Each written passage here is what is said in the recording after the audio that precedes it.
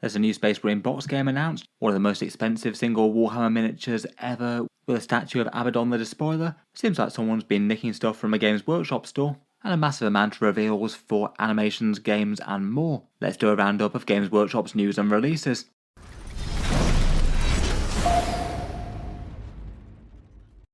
Hello and welcome back to Auspex Tactics, where today I thought I'd do a Warhammer news roundup, basically talk through a whole bunch of news and things coming from Games Workshop, between stuff previewed this week, stuff that's releasing, and a few other bits and bobs. A whole load of things that I don't think really needed an entire video to themselves, but I still found at least a bit interesting.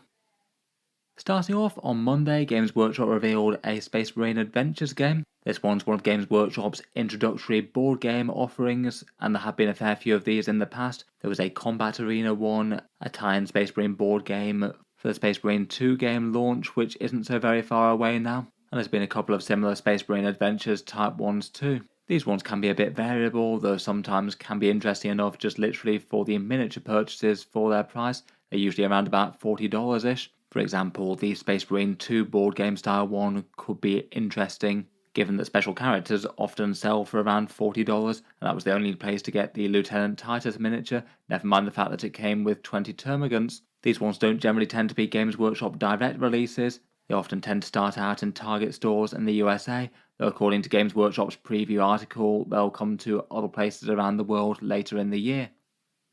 It turns out that this one's offering basically gives you 5 different options from the Space Marine Heroes sculpts. This one comes from the sort of Strike Force Justinian kill team set that you can build with them.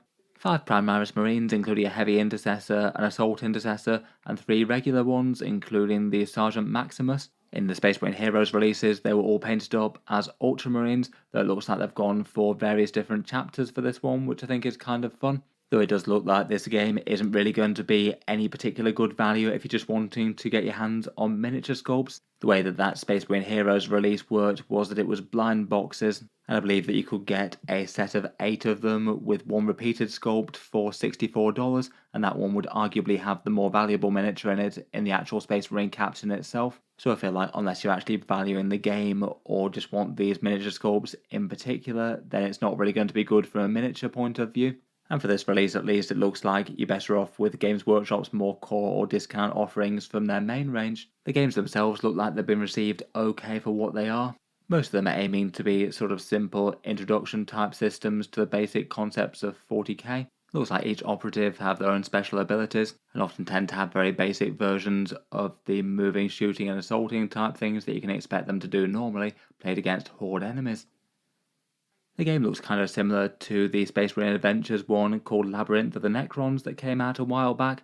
That one looks like a much superior offering in terms of miniatures though, as it actually comes with miniatures for the antagonists as well, a bunch of Necron Immortals and Warriors. It's still a little bit scattergun and doesn't really make up entire squads and things. They could have had a bit more interest for some people. Looks like the box has also been leaked on board game websites. Thank you for the person who messaged that and sent me the link to the person who's posted the image of this. Gives you a little bit more idea as to how the game's played and the things that are inside it. Overall, probably not really aimed at your average 40k collector, more sort of a token intro box to the game, but usually worth keeping an eye on these just in case they happen to be a very good deal for what's contained, as they sometimes are. One article that I found interesting that seems to have been circulating on social media a bit over the past couple of days was news reports that a Games Workshop store appears to have been robbed by a student. I must admit there is something just a little bit amusing about the idea of someone wandering into the Games Workshop store and trying to make it off with all the expensive plastic models. I guess as they go, there's genuinely quite a lot of value and expense there that you could carry away quite easily if you wanted to rob something. Not that you seem to hear it happening too regularly. This one was reported by a website called the News and Star, a news outlet in Carlisle and Cumbria apparently. And it looks like the store targeted was the Warhammer store in Carlisle. In any case, the article said that a 22-year-old student teamed up with an accomplice and basically repeatedly went into the Carlisle Warhammer store on 8 separate occasions over August last year, each time presumably distracting the store manager and making off with some expensive box sets, basically snatching and making off with valuable Warhammer miniatures. I don't know whether to resell or to field some sort of next level hobby addiction. Sounds like they're now both being caught on CCTV and sentenced, ordered to repay the money, and got 15 days worth of rehabilitation and a suspended sentence. I thought perhaps the funniest bit about the story was that apparently the value of the miniatures taken was around about £1,300, whereas the person who did all the stealing said that they thought it was more like £500, but then I guess I suppose that's Games Workshop's prices for you. There was a slightly unusual and kind of interesting book launch from Games Workshop announced today as well. This one looks like it's a great big book by DK that's calling itself the Ultimate Warhammer 40k Guide, written by Guy Haley and Gav Thorpe. Looks like the idea behind this one is that it's going to be a miniatures encyclopedia for Warhammer 40k. Great big glossy pictures of miniatures with a whole bunch of annotations and diagrams, plus a bit of lore and flavour text and a few pictures of miniatures through the ages and how they've been updated. Looks like from the teaser pages they've shown of this one, it's basically going to be miniatures and lore focused. Pretty much no mention of the gameplay, at least in the pictures that they've shown. I guess maybe the idea is that it's going to be a bit more universal and will still be relevant from edition to edition. In any case, looks like this one's gone up for pre-order now, though it won't be out till October the 3rd. Looks like there's a good amount of outlets that you could pre-order it from, though you're probably not really going to be losing anything versus just waiting to the actual time and picking it up then if you want to. I have a feeling that this one will be interesting to a few people out there. It kind of feels like it's going halfway between Warhammer 40k Encyclopedia versus miniature catalogue. It does look pretty entertaining for anyone who's a little bit less well versed in the lore of certain factions. There'd definitely be a whole bunch that you could dig into here. Here's an example page from the Space Marines with a breakdown of Space Marine ranks and roughly how they're differentiated, plus heraldry and things. On a few other pages we've also got things like how the Chaos range has been updated, a bunch of side-by-side comparisons of one miniature next to another. I must admit I did a bit of a double take for the Emperor's Children one, just in case that was a new miniature there. Apparently it's a chosen miniature out of the more recent set, maybe a little bit sneaky trying to pass that off as an updated Emperor's Children sculpt, I guess. We've also got some nice diagrams of Baneblade chassis variants, plus a bunch of Dark Angels and facts about Lionel Johnson. Another little teaser that they've shown off recently was a Space Marine 2 reveal for the Tyranids.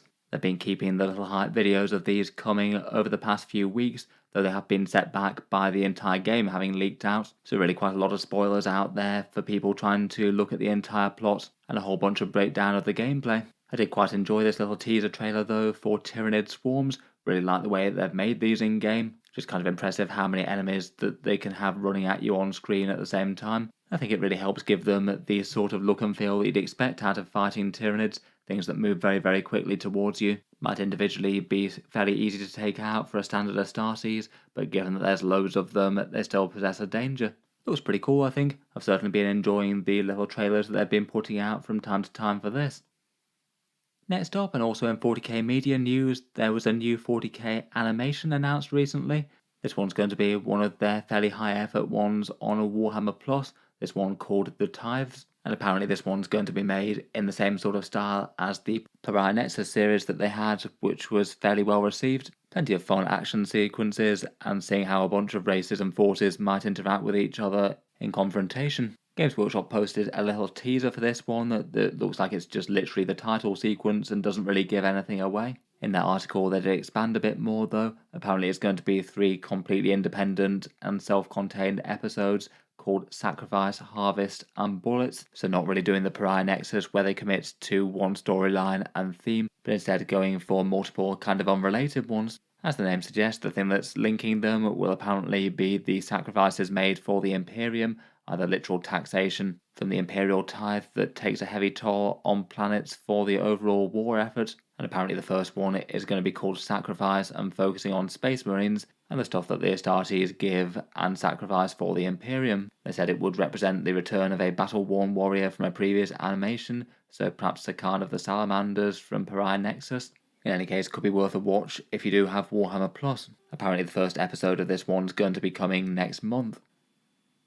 Next, we've got the release of what I guess technically is one of Warhammer's most expensive miniatures. This is a great big and expensive statue of Abaddon the Despoiler, made by Weta Workshop, who make plenty of high-end merch things for all sorts of settings, mostly outside of 40k. And they're also really quite well known for their film studio and also CGI type work, perhaps particularly from the Lord of the Rings films. They do quite a lot of these statues and they're made in polystone and hand painted. They'd announced a small series of these recently. The first one was Lieutenant Titus from the Space Marine games, then Abaddon the Despoiler, and to follow on from that, we've got Saint Celestine. And then from the Sigmar setting, there's the Gloomspike Gitz Scragrot the Loomkin coming apparently. In any case, as expected, the Abaddon one looks pretty awesome and spectacular. He's 1/6 scale, so is essentially a Warhammer miniature that stands around about 3 feet tall, which is kind of mad.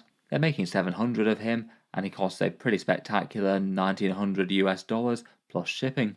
That price tag I think technically makes it one of the very most expensive Warhammer miniatures ever, really not too far behind the big titans like the Warlord Titan when you've included all the guns, though I guess it's quite literally a miniature of a different scale. I'd be interested to hear if anyone's picked up any of their things before, like the Lieutenant Titus statue, or if anyone would actually be tempted to shell out for this.